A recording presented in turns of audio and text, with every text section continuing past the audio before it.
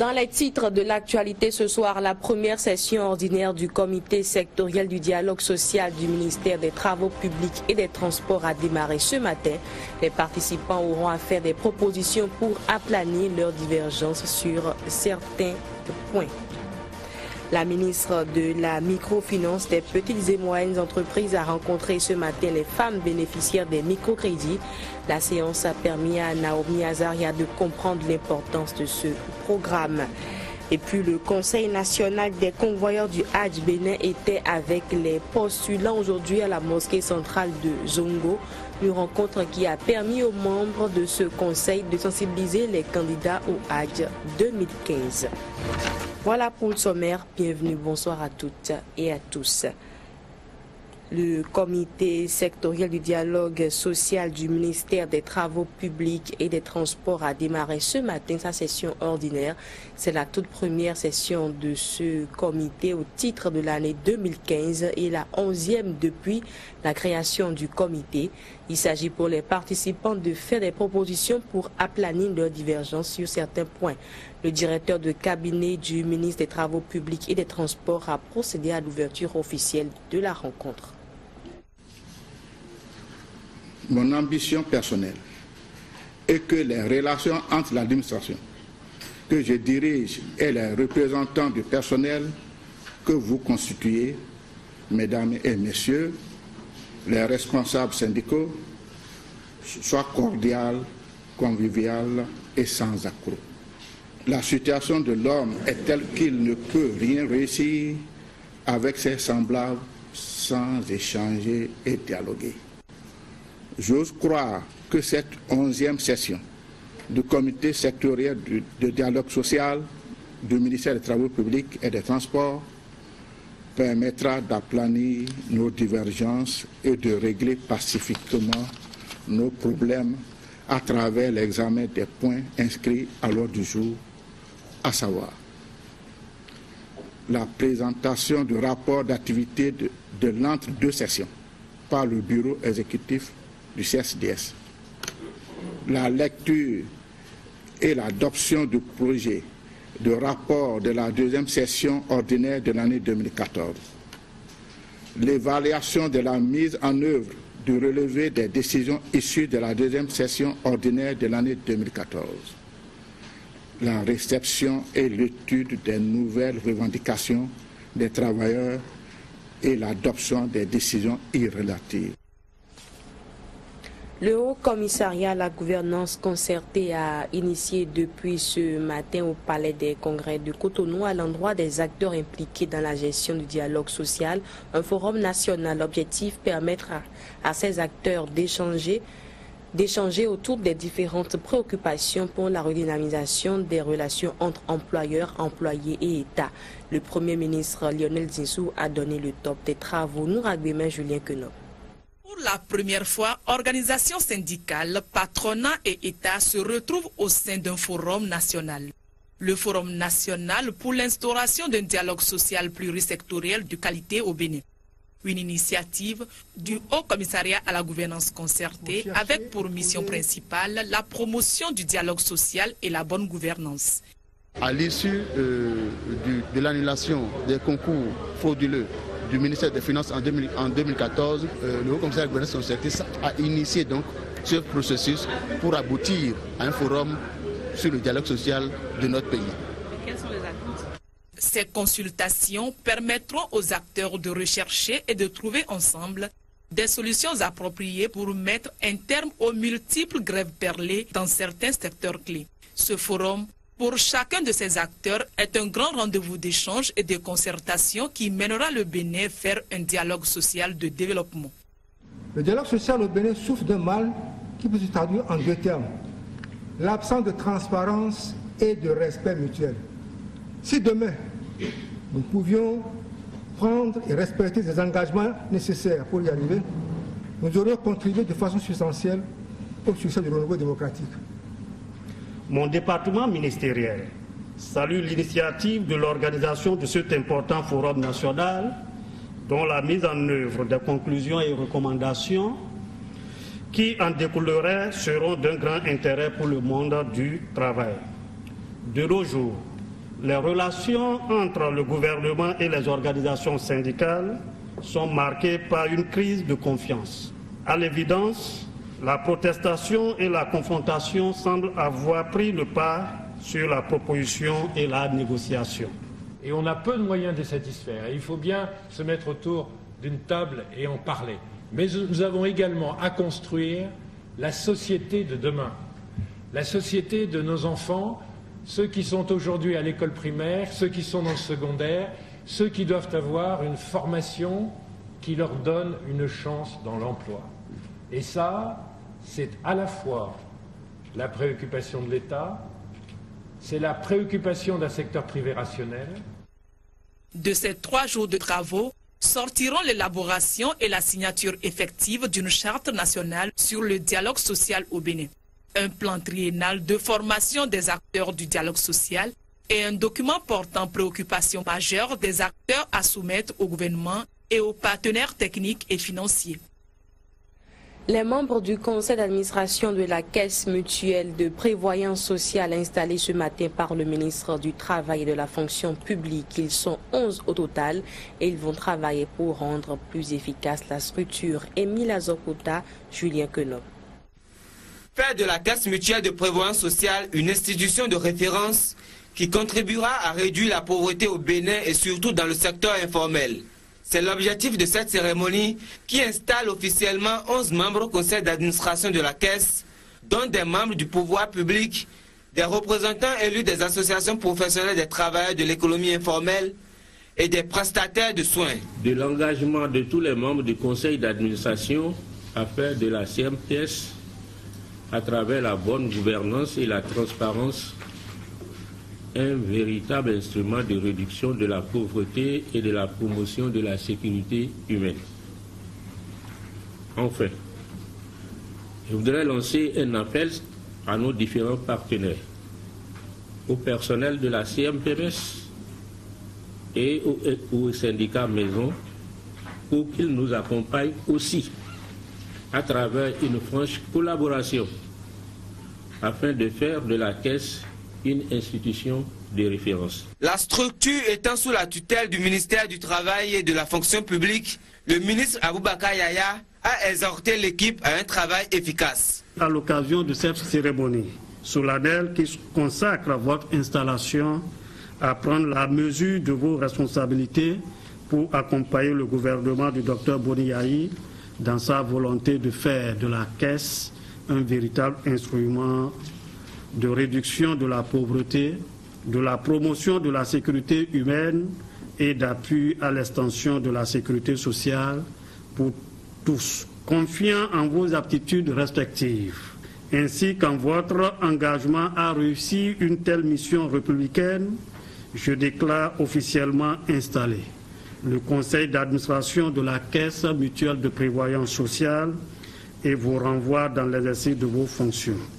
Ils seront sur toute l'étendue du territoire national en vue d'étendre leur action au profit de tous les travailleurs. Ils ont un mandat de 3 ans, renouvelable une seule fois. Prise de contact entre le nouveau ministre de la Communication et son personnel hier, c'était après la montée des couleurs. Étienne Kossi a prêté une oreille attentive aux attentes immédiates des travailleurs.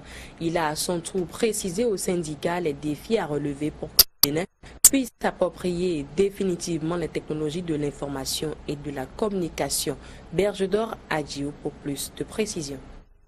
En attendant une rencontre avec le personnel en bonne et due forme, le nouveau ministre de la Communication prend langue avec les travailleurs juste après le cérémonial des couleurs. Le syndicat est prêt à œuvrer en faveur du rayonnement de ce département aux enjeux multiples.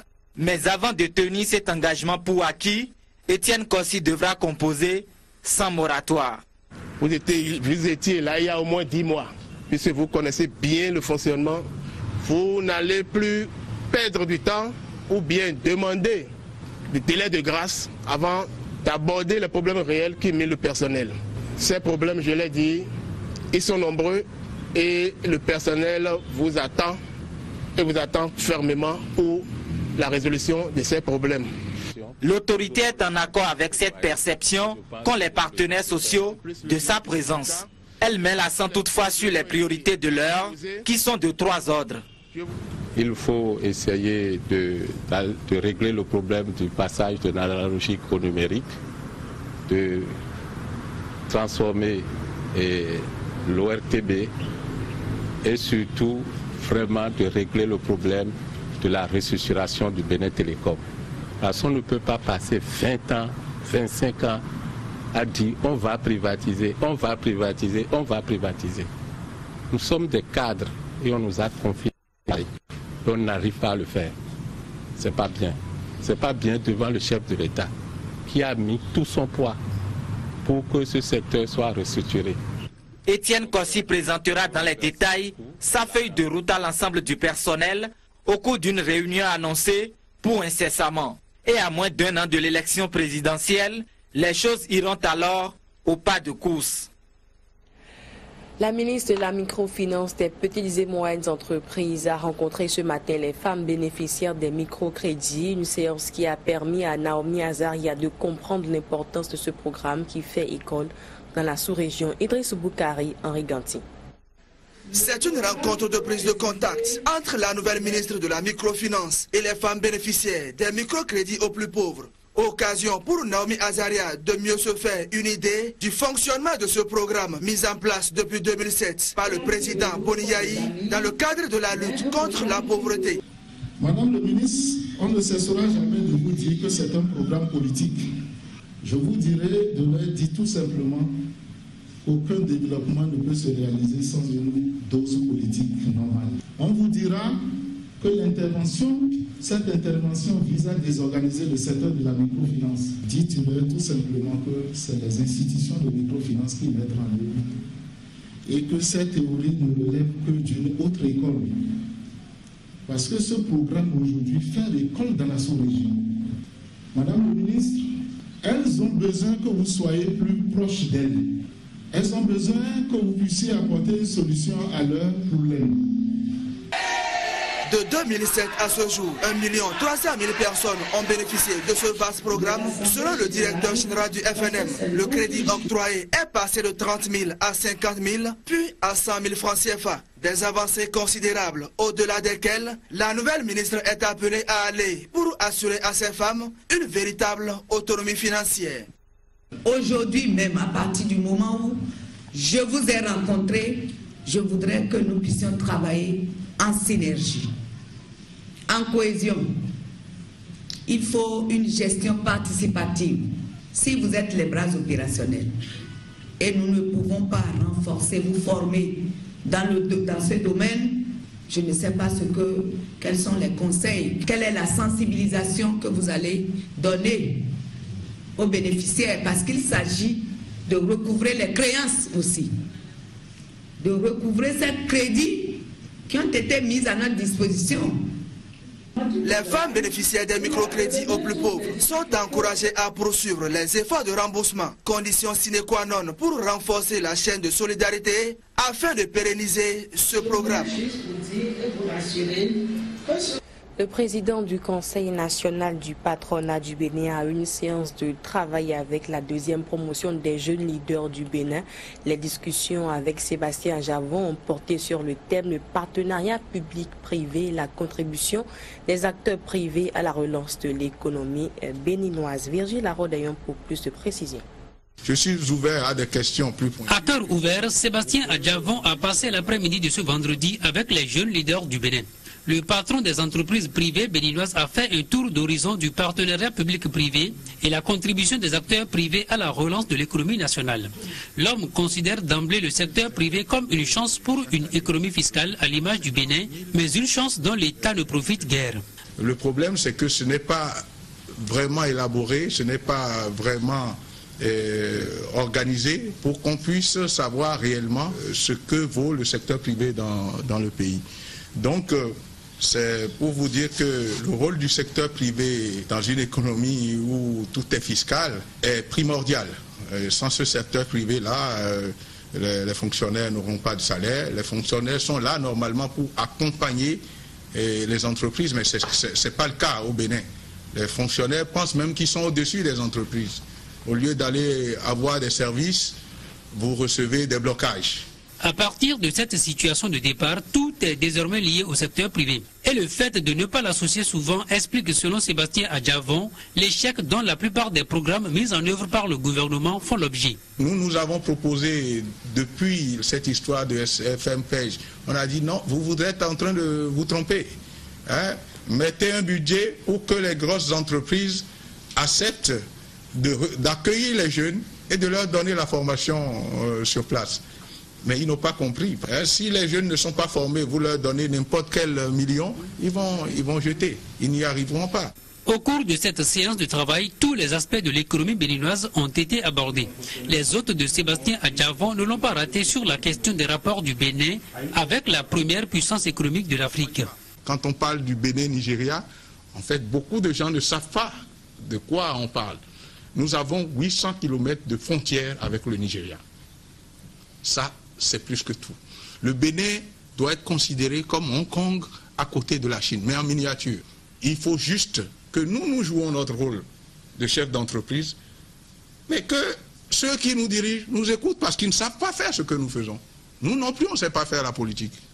Donc à partir de ce moment, il faut une symbiose pour que le Bénin puisse aller de l'avant. Et c'est ce qui nous manque. En ce qui concerne la crise énergétique, la position d'Adjavon est restée la même. Il faut aller à l'ouverture du secteur au privé. On s'était entendu pour que ce soit le privé qui produise, mais ce que nous avons ajouté en plus pour que nous n'ayons pas ces problèmes-là, nous avons dit, nous allons produire, nous allons utiliser le transport qui existe, mais nous allons distribuer avec la RBE, parce que nous ne sommes pas en confiance. On ne peut pas produire pour des gens qui ne savent pas gérer. C'était l'approche, et ça ne sera que l'approche qui va sauver le Bénin. Vous allez voir, pas fini, ils viendront un jour, ils reviendront un jour là-dessus. Mais malheureusement, les autres pays avancent. Adjavon croit toujours à une croissance à 2 chiffres pour le Bénin. Il suffit juste d'être plus rationnel dans la gestion. Et c'est l'autre finalité de cette initiative, former de jeunes leaders à même d'assurer la relève de demain à travers une gestion plus rationnelle.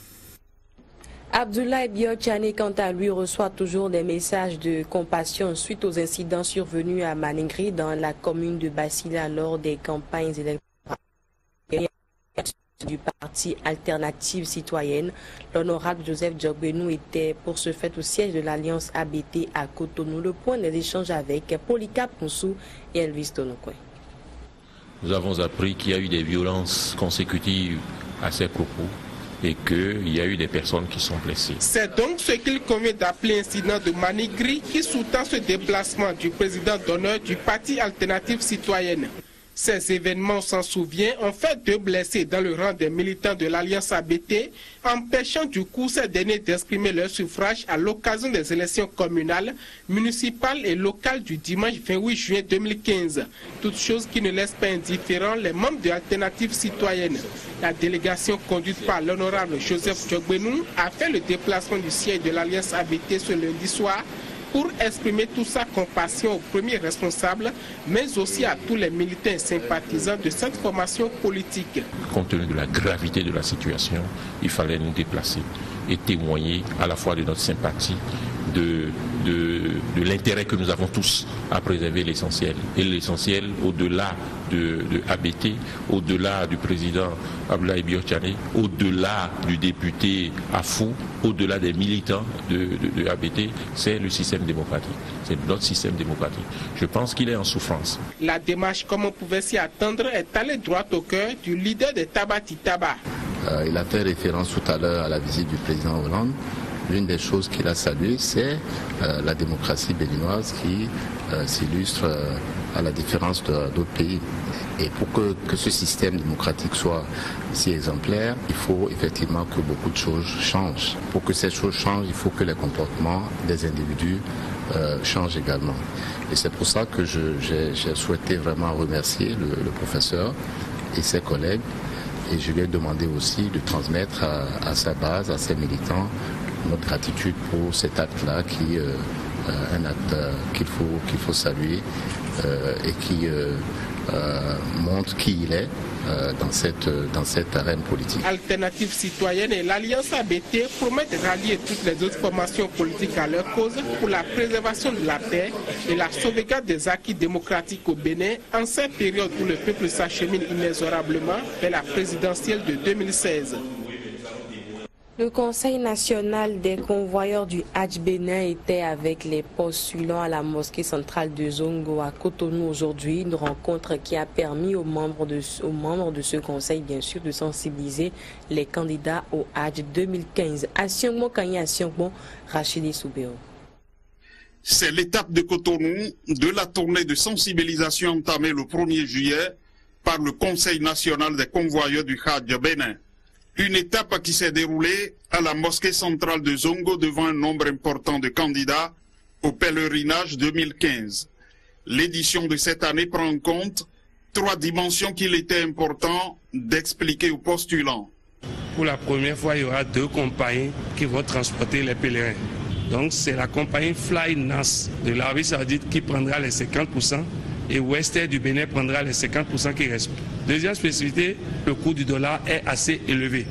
Ce qui fait qu'on est passé de 1 925 000 l'année dernière pour aller à 2 75 000 cette année. Troisième spécificité pour cette année, l'Arabie Saoudite, pour toujours servir mieux les pèlerins, a décidé que les avions qui vont amener les pèlerins au vol aller, au lieu de retourner vite dans les pays et de départ pour ramener encore d'autres pèlerins, vont transporter en même temps l'eau de Zemzem dans les pays. Lorsque les pèlerins vont finir les rituels et qu'ils vont prendre le vol retour, arriver à l'aéroport de Cotonou, au fur et à mesure qu'ils arrivent, on remet à chacun son eau de Zemzem.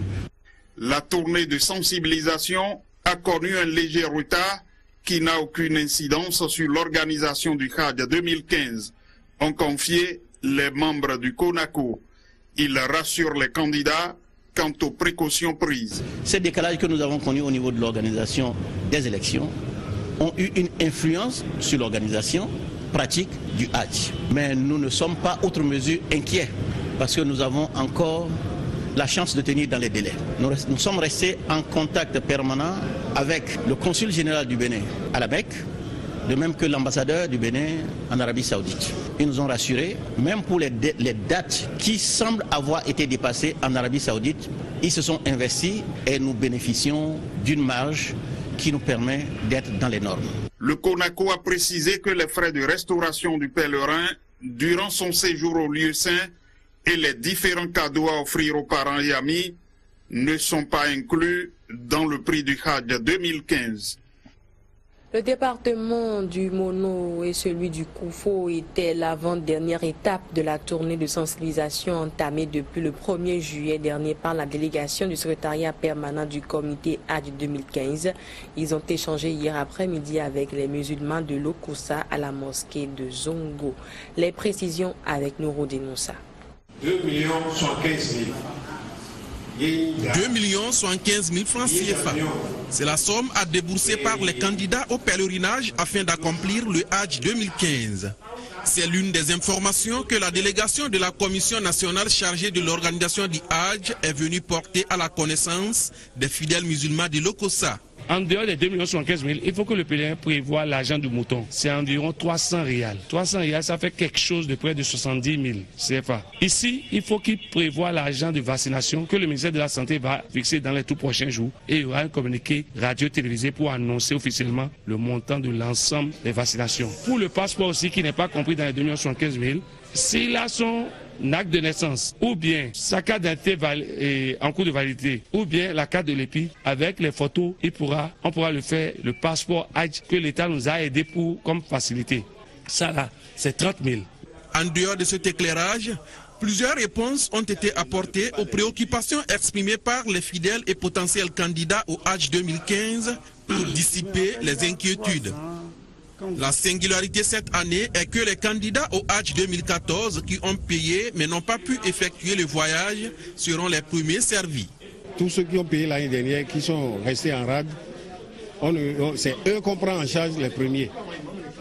Mais actuellement, on ne peut pas leur dire déjà ici combien ils doivent payer à leur convoyeur. On doit pouvoir discuter avec eux, savoir ce qu'ils ont payé l'année dernière, dans quelles conditions, et retenir ce qu'il faut compter cette année.